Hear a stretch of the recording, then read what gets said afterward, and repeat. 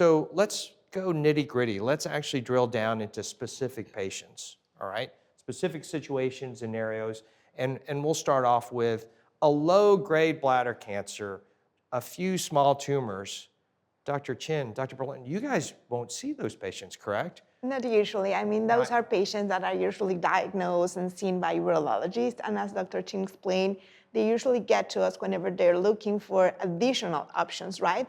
They have gone through many intravesical therapies, they have failed those therapies, and they're looking for something else that's not cystectomy, right? And that's how they get into systemic therapy options, mainly immunotherapy. That's what we have. There's no role for chemotherapy or targeted therapies in this scenario, or they're looking for innovative intravesical therapies most of the time. So they go for us looking for another option different than intravesical or cystectomy.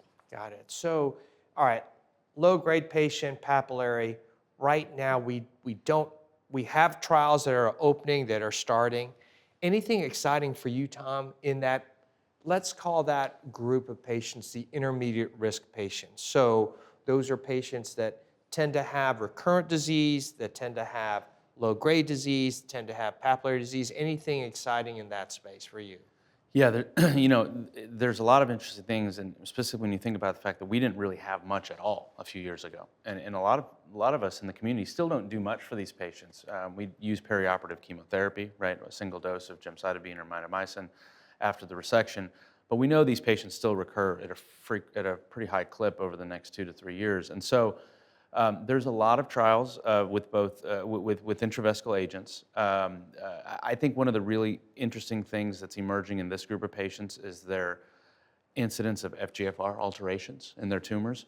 We're seeing up to about 60% of patients in this group have FGFR alterations, and now we're starting to be able to target those. And specifically, there are some trials that are targeting these, both with the pretzel, with putting erdafitinib into the pretzel and targeting these patients who are FGFR positive.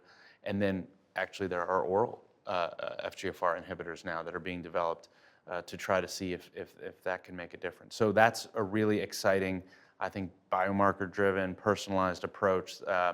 And then with a lot of these other interesting agents that are being developed in the higher risk space, we're seeing, and we know this from BCG, gemcitabine docetaxel, we're seeing that those are very effective also in intermediate risk patients. So I think, in that group of patients, it's a special consideration because a very, very small percentage of patients are going to progress to high-grade disease, very small.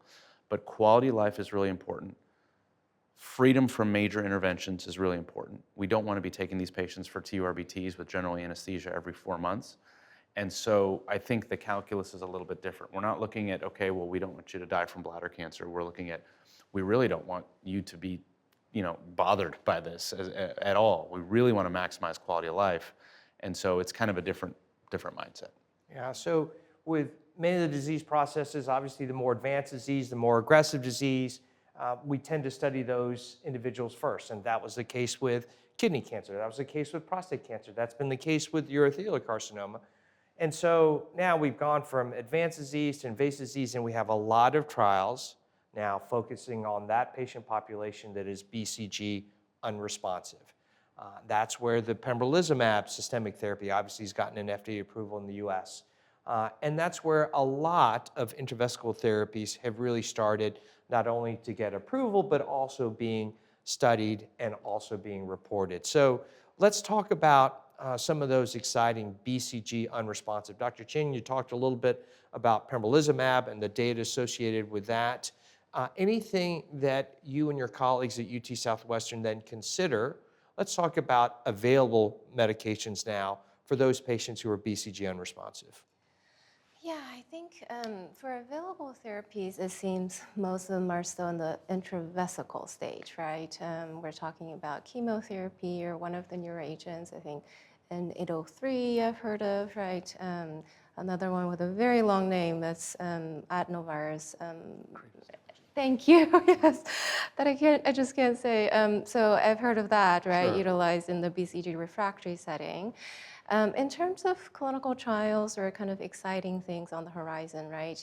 From a medical oncologist perspective, of course, our role is more in that systemic therapy, right? So I think there's two folds to that. One is, can we bring systemic therapy into the intravesical setting, right? As you've discussed. What that means, right, is systemic therapy has systemic therapy side effects, erdafitinib, very terrible side effects in a certain cohort of patients that I've started on erdafitinib. But can we do it intravesically, right? And can we do it with potentially, right, some of the newer sustained delivery systems like TAR, right? I think TAR 210 was the erdafitinib kind of version, right? The intravesical sustained release version for erdafitinib. And then I think what would be most interesting is, there's studies looking at immunotherapy, right, combined with intravesical therapy. So those trials are ongoing. But can we move other things, right, into the space? Enfortumab vedotin, right, as you've said, in advanced setting has really changed the landscape of how we treat advanced bladder cancer in combination with pembrolizumab. So can we move EV, right, into the intravesical setting? Which I think there has been studies looking at it, but then again, can we incorporate that into TAR, right, or our novel delivery systems? So I think it'd be very interesting to see kind of how some of these advanced therapies, right, can then move into the intravesical setting. Can we use novel ADTs, right?